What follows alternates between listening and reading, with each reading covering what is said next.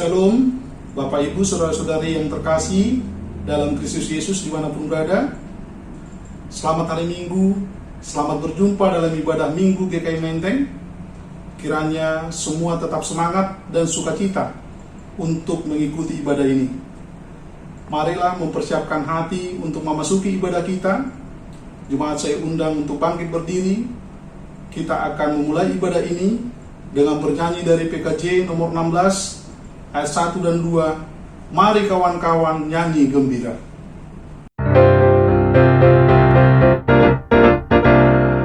Mari kawan-kawan nyanyi gembira, gembira mengikuti bunyi lagunya.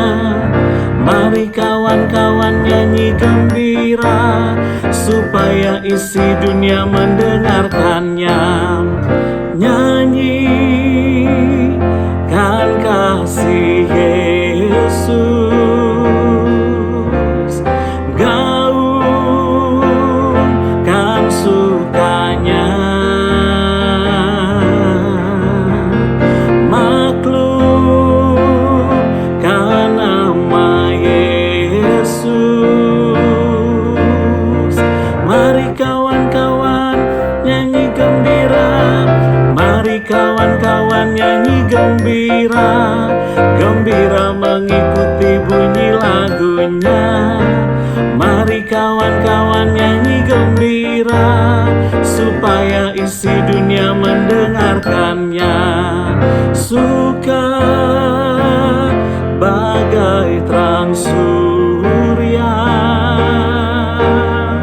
suka bagai embun, suka bagai pelangi. Mari kawan-kawan nyanyi gembira, mari kawan-kawan nyanyi gembira, gembira mengikuti bunyi lagunya. Mari kawan-kawan nyanyi gembira, supaya isi dunia mendengarkannya.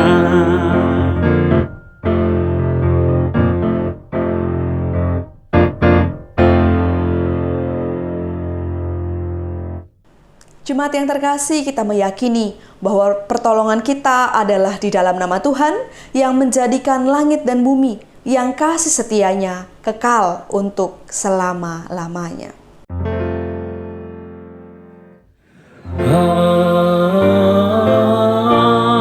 Amin, amin, amin.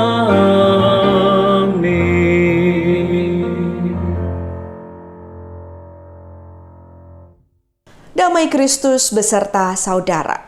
Dan menyertai saudara juga. Selamat hari Minggu, Bapak Ibu, Saudara-saudari yang terkasih. Semoga kita semua senantiasa ada dalam perlindungan Tuhan. Dan kita bersyukur pada kesempatan hari ini kita masih boleh bersekutu, kita masih boleh bersama-sama untuk menikmati hadirat Tuhan. Dan nanti kita juga akan bersama-sama merenungkan firman Tuhan dengan tema apa katamu tentang aku. Biasanya ketika kita punya pendekatan atau kedekatan yang erat dengan seseorang, maka ketika pertanyaan ini ditanyakan kepada kita, apa katamu tentang aku? Kita bisa menjelaskan dengan gamblang, dengan yakin dan tanpa keraguan. Nanti kita akan bersama-sama melihat bagaimana jawaban dari orang-orang terdekat yang ditanyakan oleh Yesus.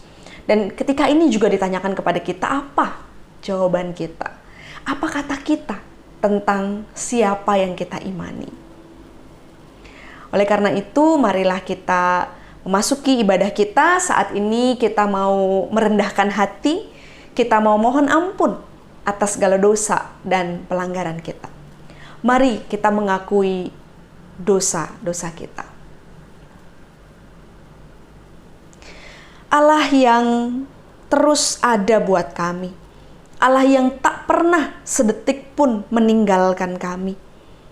Saat ini ya Tuhan, bersama-sama kami menghampiri tahta-Mu.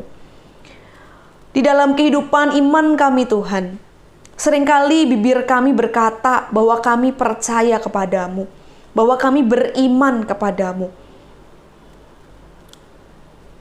Tetapi ketika itu bertentangan dengan pemikiran kami, ketika kami melihat realitas kehidupan menggoyahkan kami mulai meragukan kuasa Tuhan. Kami mulai meragukan pengakuan yang tadi sudah terucap oleh bibir kami. Ampuni kami Tuhan, ampuni kami. Ketika kami di dalam kehidupan keseharian kami juga mendukakan hati Tuhan melalui tindakan-tindakan kami kepada orang-orang terdekat. Ketika kami hanya mementingkan ego diri kami sendiri. Ampuni kami ya Allah. Dan biarlah ya Tuhan Engkau terus menuntun dan membimbing kami untuk kami boleh terus berproses mengenal Engkau lebih lagi, bertumbuh di dalam iman dan pengenalan kami. Inilah pengakuan kami ya Tuhan. Di dalam nama Tuhan Yesus Kristus kami berdoa. Amin. Jemaat yang terkasih, saat ini terimalah berita anugerah yang diambil dari surat Roma pasal 10 ayat 9 sampai ayat yang ke-11. Sebab jika kamu mengaku dengan mulutmu bahwa Yesus adalah Tuhan dan percaya dalam hatimu bahwa Allah telah membangkitkan Dia dari antara orang mati, maka kamu akan diselamatkan. Karena dengan hati orang percaya dan dibenarkan, dan dengan mulut orang mengaku dan diselamatkan. Karena kitab suci berkata, barang siapa yang percaya kepada Dia tidak akan dipermalukan. Demikianlah berita anugerah dari Tuhan. Syukur kepada Allah.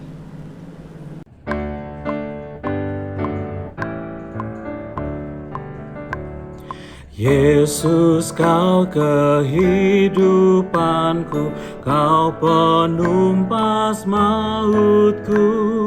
Pada salib Kau dipaku, sampai mati gantiku, agar aku mendapati hidup baru yang abadi. Syukur hati tak henti, kepadamu ku beri.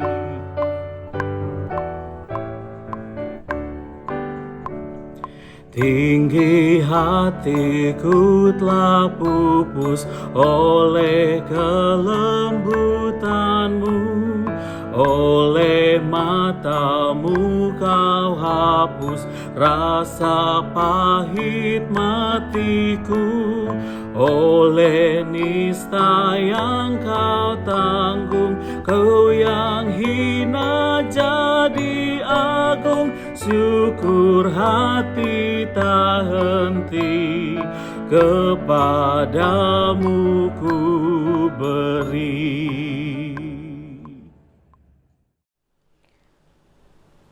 Marilah kita menghadap Tuhan, kita mohon pimpinan Roh Kudus sebelum kita membaca dan merenungkan sabdanya. Mari berdoa.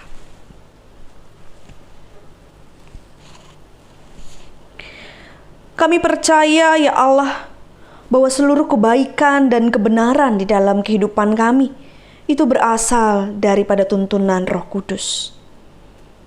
Oleh karena itu, pada saat ini kami memohon kepadamu untuk membuka pikiran kami, membuka hati kami, serta bentuklah kehidupan kami seturut akan kehendak-Mu.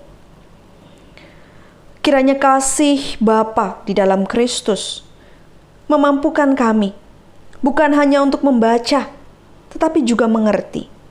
Bukan hanya mengerti, tetapi menghayati.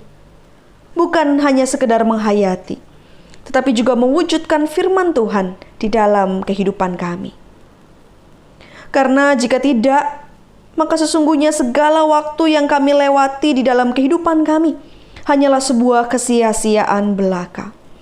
Untuk itu ya Allah, bersabdalah kepada setiap kami, karena kami telah siap untuk mendengarnya. Di dalam nama Tuhan kami Yesus Kristus, kami berdoa. Amin.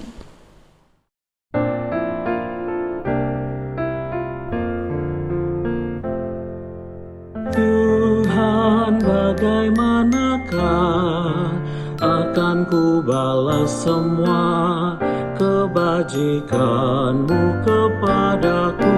Cawan keselamatan akan ku angkat tinggi, dan nama-Mu kan ku agungkan.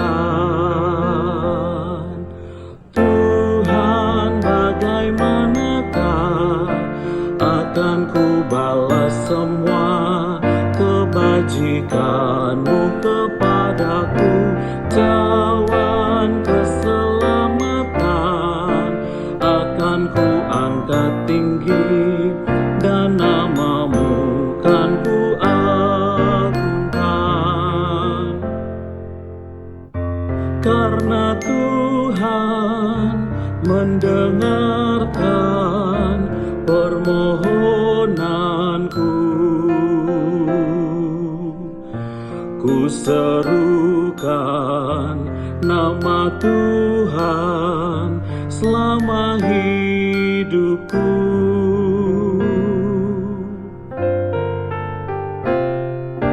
Tuhan, bagaimanakah akan ku balas semua kebajikan-Mu kepadaku?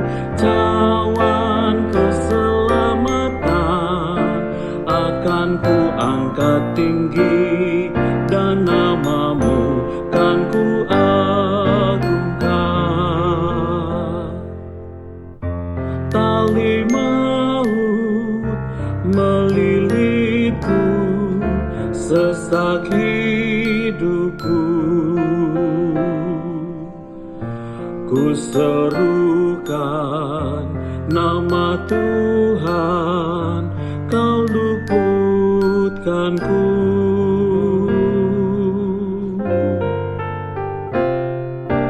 Tuhan, bagaimanakah akan ku balas semua kebajikan-Mu kepadaku? Cawan keselamatan akan ku angkat tinggi, dan nama-Mu kan ku agungkan.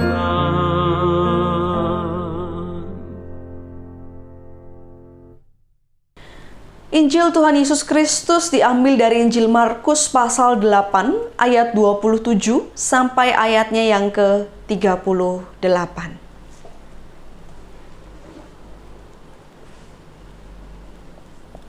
Injil Markus pasal 8 ayat 27 sampai ayatnya yang ke-38. Kemudian Yesus beserta murid-muridnya berangkat ke kampung-kampung di sekitar Kaisarea Filipi. Di tengah jalan ia bertanya kepada murid-muridnya, katanya, "Kata orang, siapakah aku ini?" Jawab mereka, "Ada yang mengatakan Yohanes Pembaptis, ada juga yang mengatakan Elia, ada pula yang mengatakan seorang dari para nabi." Ia bertanya kepada mereka, "Tetapi apa katamu? Siapakah aku ini?" Maka jawab Petrus, "Engkau adalah Mesias." Lalu Yesus melarang mereka dengan keras supaya jangan memberitahukan kepada siapapun tentang Dia. Kemudian mulailah Yesus mengajar kepada mereka bahwa Anak Manusia harus menanggung banyak penderitaan dan ditolak oleh tua-tua, imam-imam kepala dan ahli-ahli Taurat, lalu dibunuh dan bangkit sesudah 3 hari. Hal ini dikatakannya dengan terus terang, tetapi Petrus menarik Yesus ke samping dan menegur dia. Maka berpalinglah Yesus dan sambil memandang murid-muridnya, ia memarahi Petrus, katanya, "Enyahlah iblis, sebab engkau bukan memikirkan apa yang dipikirkan Allah, melainkan apa yang dipikirkan manusia." Lalu Yesus memanggil orang banyak dan murid-muridnya, dan berkata kepada mereka, "Setiap orang yang mau mengikut aku, ia harus menyangkal dirinya, memikul salibnya dan mengikut aku. Karena siapa yang mau menyelamatkan nyawanya, ia kehilangan nyawanya. Tetapi barang siapa kehilangan nyawanya karena aku dan karena Injil, ia akan menyelamatkannya. Apa gunanya seorang memperoleh seluruh dunia, tetapi ia kehilangan nyawanya? Karena apakah yang dapat diberikan sebagai ganti nyawanya? Sebab barang siapa malu karena aku dan karena perkataanku di tengah-tengah angkatan yang tidak setia dan berdosa ini, Anak Manusia pun akan malu karena orang itu, apabila ia datang kelak dalam kemuliaan Bapanya, diiringi malaikat-malaikat kudus." Demikianlah Injil Tuhan Yesus Kristus. Berbahagialah mereka yang mendengarkan firman Allah dan yang memeliharanya. Haleluya. Haleluya, haleluya, haleluya.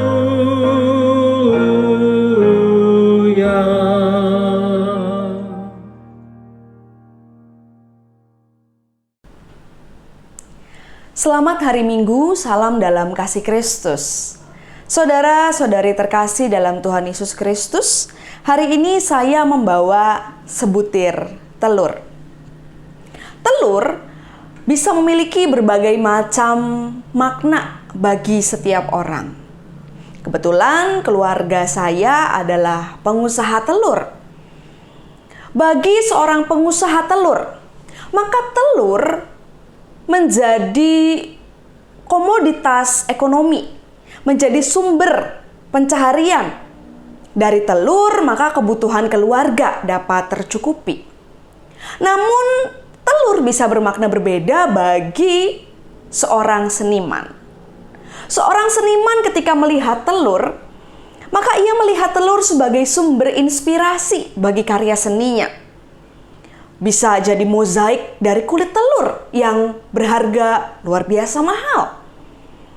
Dan bagi seorang teolog, mungkin telur juga bermakna berbeda. Ketika ia melihat telur, ia melihat ada Tuhan di balik telur tersebut. Telur bisa bermakna berbeda dan bernilai berbeda, tergantung dari mana orang melihatnya. Inilah yang disebut dengan paradigma, persepsi, atau sudut pandang. Demikian juga halnya dengan pengenalan kita terhadap Yesus. Pengenalan yang benar akan mempengaruhi ketaatan kita untuk mengikuti dan melakukan kehendak-Nya. Apa katamu tentang aku? Inilah tema kita. Menurut kita, siapa Yesus? Saudara yang terkasih, bukan sebuah kebetulan ketika Yesus menanyakan pertanyaan tentang siapa dirinya di daerah Kaisarea Filipi. Yesus tidak bertanya kepada para murid di Galilea, di tempat asalnya. Bukan juga di Yudea, di wilayah kekuasaan Romawi. Bukan juga di Samaria, yang tidak menerima keyahudian. Melainkan Yesus bertanya tentang siapa dirinya di luar semua wilayah itu.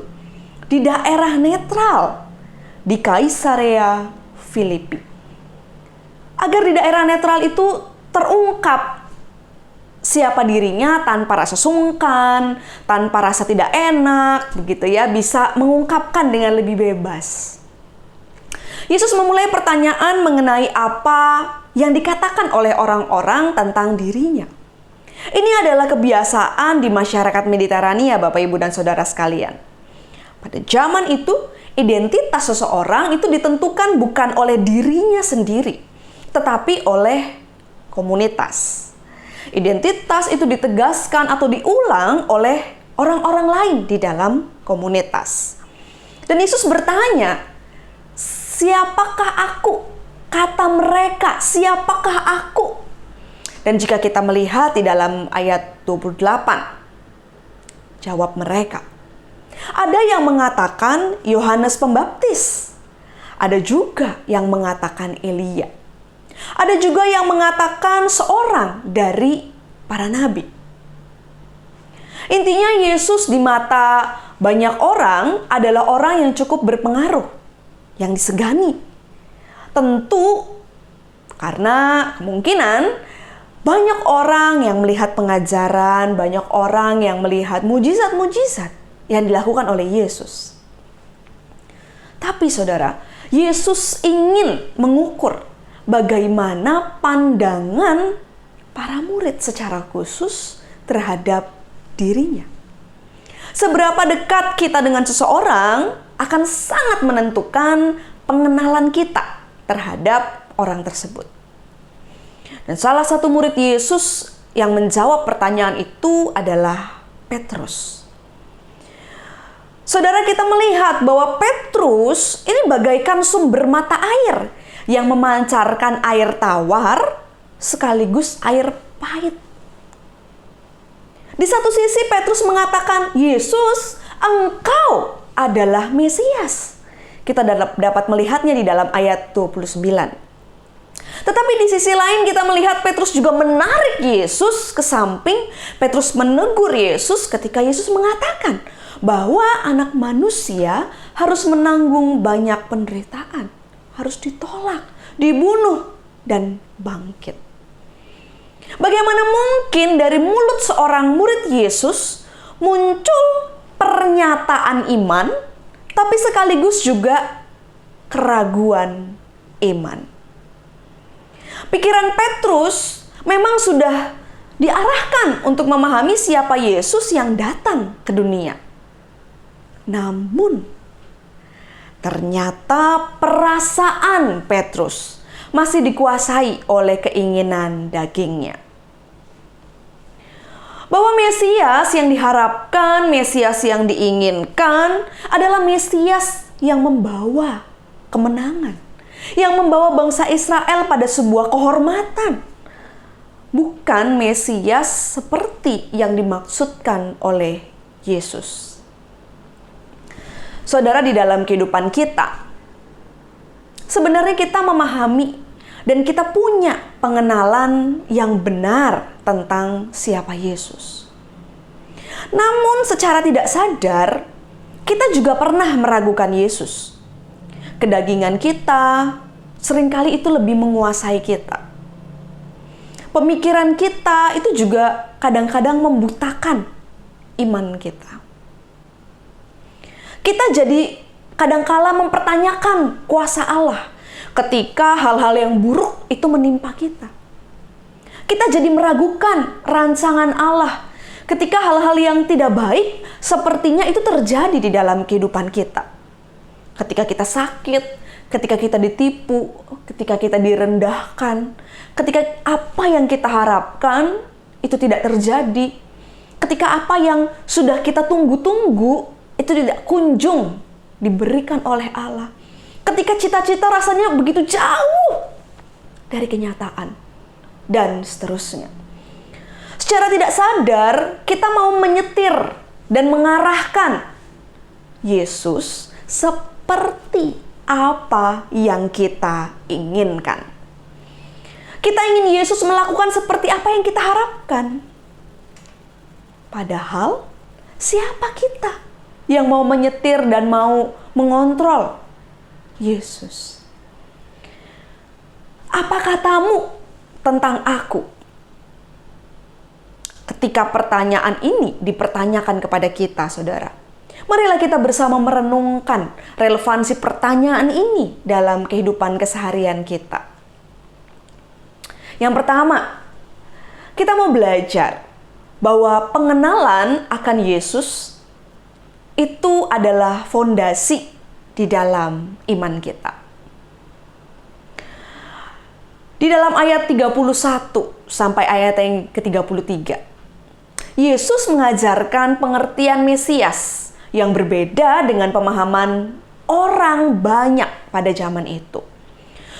Mesias itu bukan raja yang berkuasa, tetapi anak manusia yang harus menanggung banyak penderitaan, harus ditolak, harus dibunuh, dan akan bangkit pada hari yang ketiga. Yesus sedang berbicara tentang penangkapannya, tentang kematiannya, tentang bagaimana nanti Allah akan membangkitkannya.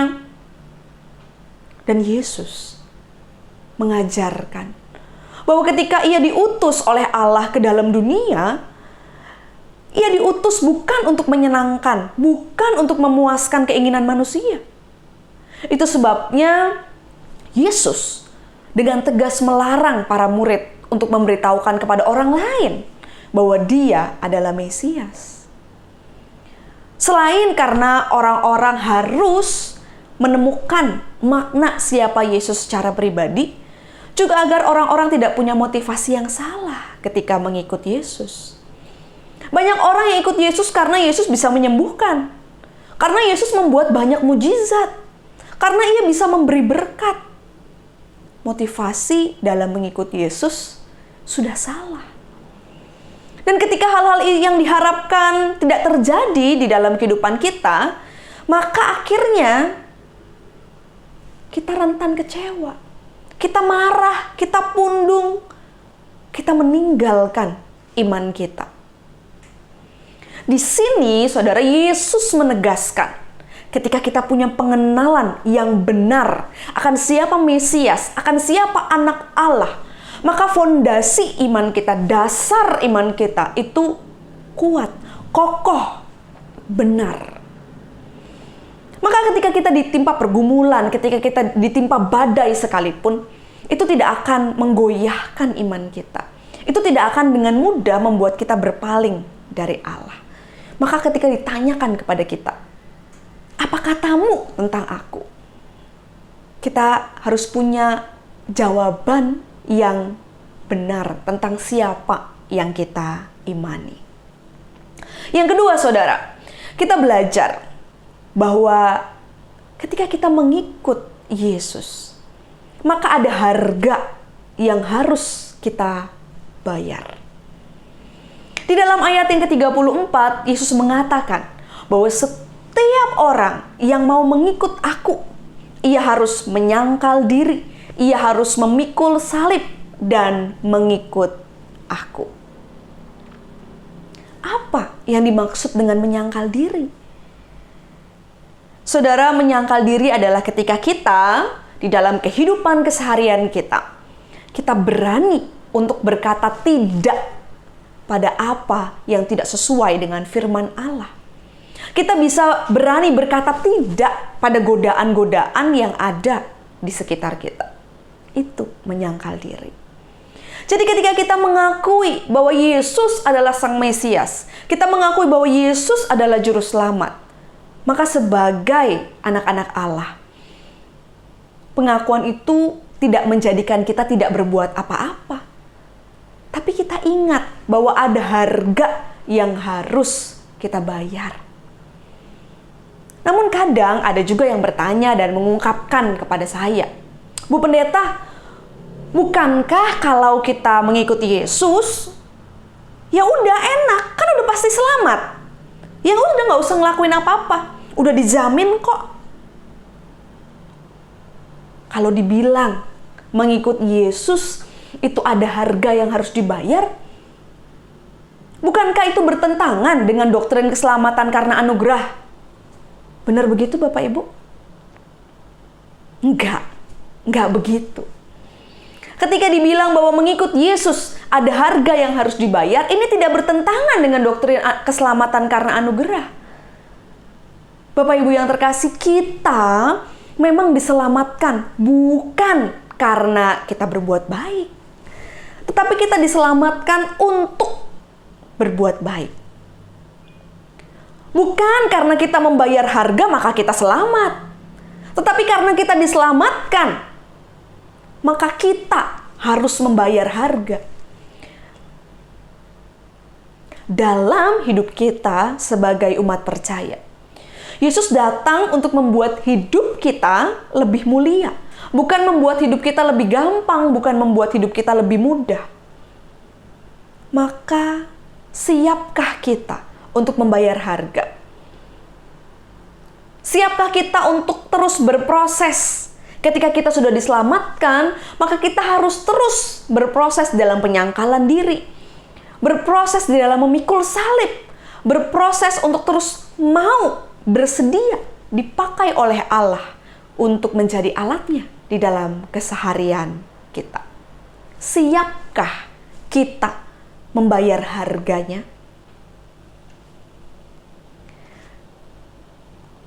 Yang ketiga, ketika ditanyakan kepada kita, apa katamu tentang aku? Maka kita mau belajar, Bapak, Ibu, dan Saudara sekalian, bahwa ketika ditanyakan siapa Yesus bagi kita, yang menjadi tantangan adalah ketika kita yang mengaku Dia sebagai Mesias, tapi kita cenderung ingin jalan yang mudah. Saudara, iblis itu pinternya luar biasa ya. Iblis itu tidak menyesatkan kita dengan sesuatu hal yang salah. Iblis menyesatkan kita dengan membuka separuh kebenaran. Semuanya akan dibuat tampak lazim, masuk akal, mudah. Tapi salah. Kalau kita tahu dari awal udah sepenuhnya salah, ya kita nggak akan mungkin ngikutin. Tapi iblis itu membuka separuh kebenaran. Jadi kelihatannya kayak bener. Udah separuh bener nih gitu ya. Gampang, yang enak, yang gampang gitu ya. Nah, ketika kita sudah mulai percaya pada separuh kebenaran itu, bukan kebenaran yang benar gitu ya, tapi separuh kebenaran itu, maka disitulah kita mulai diperdaya oleh iblis. Karena itu ketika kita melihat di dalam ayat 33, kita melihat Yesus itu menghardik Petrus. Di dalam ayat 33 dikatakan, "Enyahlah iblis." Dengan tegas Yesus berkata, "Enyahlah iblis." Petrus tidak siap jika Mesias itu menghadapi jalan penderitaan. Mungkin ia dan banyak orang juga akan menghadapi hal yang sama. Dan pemikiran kita yang manusiawi, jika bisa gampang, ngapain susah? Sama kan, iblis tuh berusaha menjebak. Ya namanya Mesias kok ya, ngapain mesti susah? Kan bisa. Nyuruh malaikat menolong, menatang supaya nggak jatuh. Mesias itu nggak harus menderita. Pemikiran kita yang manusiawi juga kan maunya begitu. Lo kan maha kuasa, lo kan hebat. Kalau bisa gampang, ngapain susah? Kalau bisa potong jalan, ngapain muter? Kalau bisa nyogok, ngapain antri? Kalau bisa korupsi, ngapain kerja keras? Kalau bisa nyuap, ngapain susah-susah, capek-capek? Itu manusia. Itu yang seringkali dipakai oleh iblis. Jalan yang gampang, cenderung maunya cepet, mudah, nggak capek, nggak perlu menderita. Ketika pelayanan, aduh, susah nih, mesti rekaman, lama, ribet, enakan dulu. Langsung nyanyi, nggak perlu rekaman, langsung di gereja, bisa ketemu banyak orang. Udahlah, kalau diminta pelayanan, bilang aja lah, kurang bisa menghayati kalau direkam-rekam. Mendingan nggak usah, ribet. Yang kerja, aduh, jam 1 Zoom, sampai jam 2. Jam 2 lanjut Zoom lagi, aku sampai malam. Aduh, udahlah, matiin aja videonya. Tinggal aja lah sambil ngapain gitu. Males, susah, ribet, maunya yang gampang. Yang berumah tangga, ketika beda pendapat, aduh, daripada debat, capek, lama, udah deh, diem aja, mudah, malah nggak bertengkar. Tapi karena diem, jadi nggak saling mengasihi tuh. Nggak kelihatan salah, tapi sebenarnya nggak mau susah, berusaha menghindar dari hal-hal yang sebenarnya harus dilakukan, bisa dilakukan. Mari, saudara, kita lihat sosok Yesus. Apa katamu tentang aku? Sang Mesias adalah Allah yang Maha Kuasa, Allah yang sesungguhnya mampu untuk menghalau seluruh jalan kesusahan, jalan penderitaan, jalan yang ribet, jalan yang ruwet. Bisa dia kalau tidak melaluinya. Tapi ia melakukannya buat kita. Maka ini yang juga harus dengan tekun kita jalani di dalam kehidupan kita. Maka kita pun diajak untuk terus berproses bersama-sama dengan Dia. Ikut Yesus, mengakui Yesus sebagai Mesias, bukan berarti hidup akan selalu baik.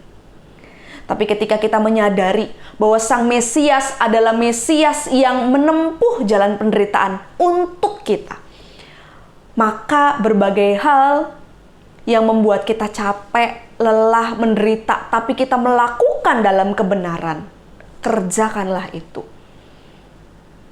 Karena kita tahu, kita meneladani Dia. Tuhan Yesus memberkati kita. Amin.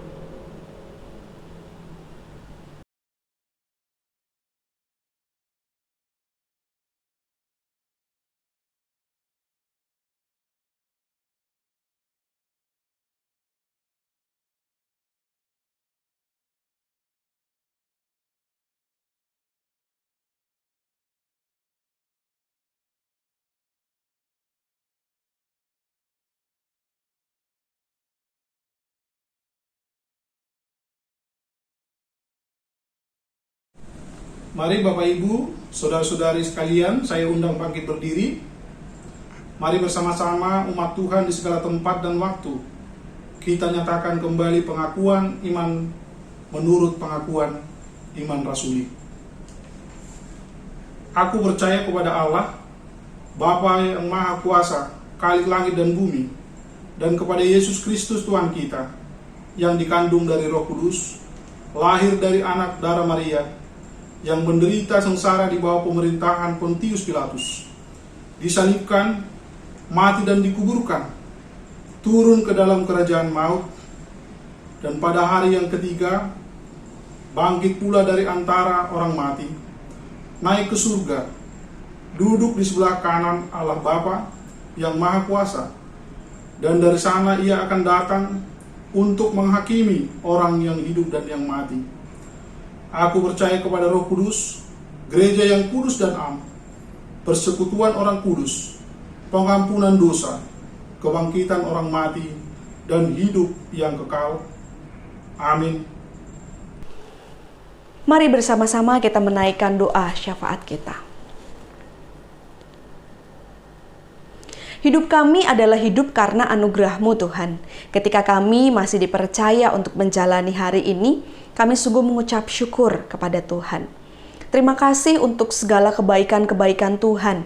Melalui keseharian kami melihat penyertaan Tuhan yang luar biasa.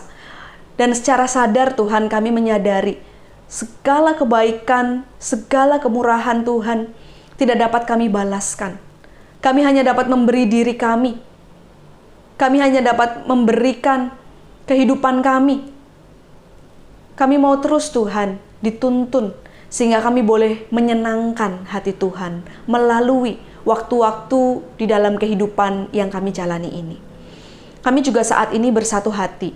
Kami mau berdoa bagi orang-orang yang saat ini sedang berduka. Orang-orang yang saat ini sedang ada dalam pergumulan. Yang mungkin tidak dapat kami sebut satu persatu Tuhan. Engkau yang menguatkan, Engkau yang menopang, Engkau yang menggandeng mereka. Tuhan yang terus memberikan kekuatan kepada orang-orang yang saat ini sedang bergumul. Bahwa Tuhan tak pernah sedetik pun meninggalkan mereka. Kami juga berdoa Tuhan serta mengucap syukur ketika situasi saat ini sudah semakin baik. Tindakan-tindakan yang dilakukan oleh pemerintah menolong agar situasi pandemi boleh berangsur-angsur menampakkan titik terang. Dan kiranya Tuhan Engkau terus bimbing para pemerintah untuk dapat terus memberikan yang terbaik agar situasi ini boleh kami lewati bersama-sama dengan kekuatan yang daripada Tuhan. Kami juga berdoa bagi gerejamu GKI Menteng. Tuhan, di tengah situasi saat ini, kiranya Tuhan terus memakai gereja GKI Menteng untuk jadi perpanjangan tangan Tuhan, untuk menolong banyak orang yang saat ini sedang kesusahan, yang saat ini sedang dalam pergumulan. Biarlah komunitas kami boleh menjadi komunitas yang terus saling menopang satu dengan yang lain. Kami juga berdoa bagi setiap kami di dalam pergumulan pribadi lepas pribadi. Kami serahkan semua pergumulan kami dalam tangan-Mu Tuhan. Karena kami percaya, kami punya Allah yang luar biasa.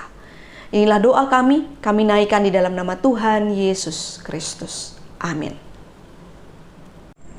Jemaat yang terkasih, marilah kita datang kepada Tuhan untuk memberikan ungkapan syukur dengan membawa persembahan kita ke hadapan Tuhan, sebagaimana Filipi 4 ayat 6 berkata, "Janganlah hendaknya kamu khawatir tentang apapun juga, tetapi nyatakanlah dalam segala hal keinginanmu kepada Allah, dalam doa dan permohonan dengan ucapan syukur." Kita iringi persembahan kita dengan nyanyian PKJ nomor 149 ayat 1 dan 2, ucap syukur pada Tuhan.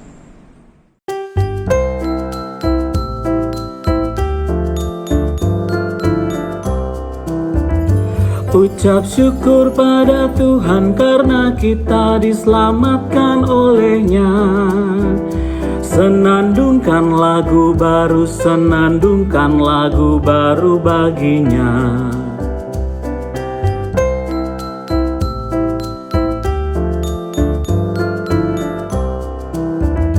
Nyanyikanlah dengan riang karena kasih setia Tuhan, nyanyilah. Senandungkan lagu baru, senandungkan lagu baru baginya.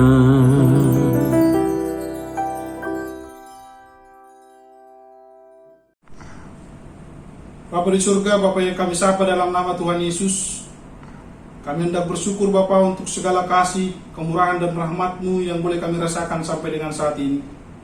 Sehingga menjelang siang hari Tuhan, di tengah ibadah kami hendak memberikan persembahan kami Tuhan sebagai bentuk rasa syukur kami. Kiranya Engkau Tuhan yang memberkati tangan-tangan yang hendak memberi persembahan. Biarlah oleh kasih kemurahan Tuhan melimpahi mereka di dalam setiap pekerjaan mereka. Dan pada saat siang hari ini Tuhan, kami juga hendak berdoa Tuhan, biarlah Engkau yang memberkati tangan-tangan yang hendak menggunakan persembahan ini. Pendeta, penatua, semua Tuhan, apa yang hendak diberikan di tengah pelayanan ini Tuhan melalui persembahan ini, biarlah kiranya Tuhan memberkati.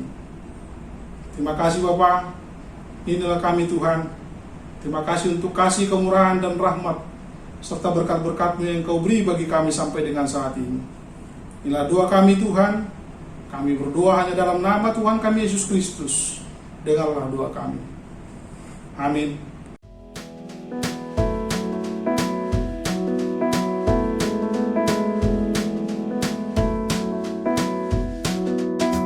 Tuhan mengutus kita ke dalam dunia, bawa pelita kepada yang gelap.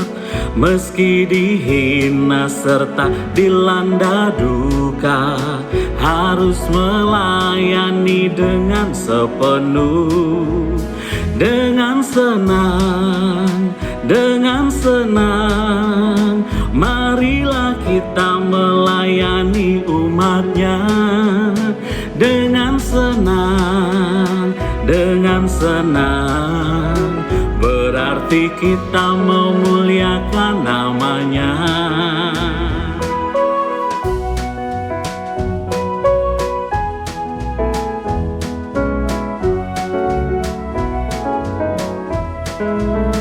Tuhan mengutus kita ke dalam dunia, bagi yang sakit dan tubuhnya lemah. Meski dihina serta dilanda duka, harus melayani dengan sepenuh. Dengan senang, marilah kita kita melayani umatnya dengan senang, berarti kita memuliakan namanya.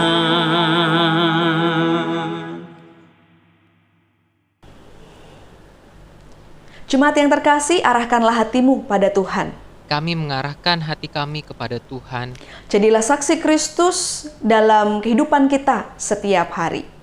Syukur kepada Allah, Terpujilah Tuhan, sumber kehidupan kita. kini dan selamanya. Dan saat ini, terimalah berkat Tuhan.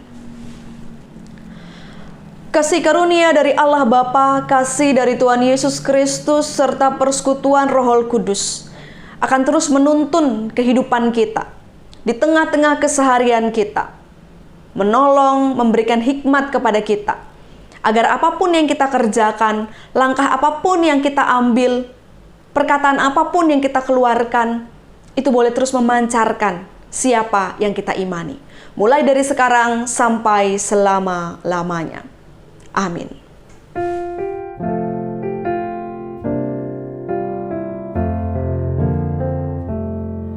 Haleluya, haleluya, haleluya, amin.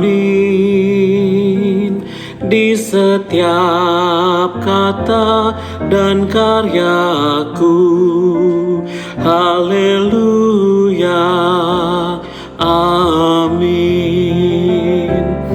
Haleluya, haleluya, haleluya,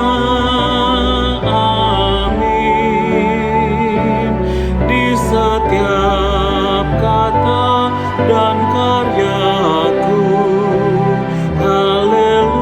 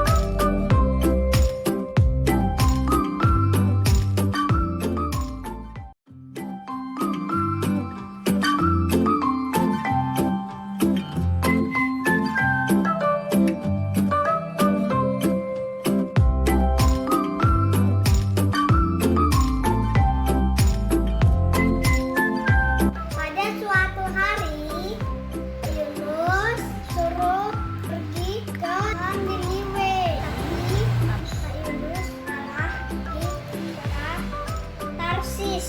Perjalanan kapal yang ombak yang besar. Mereka membuang undi. Terus yang kena undi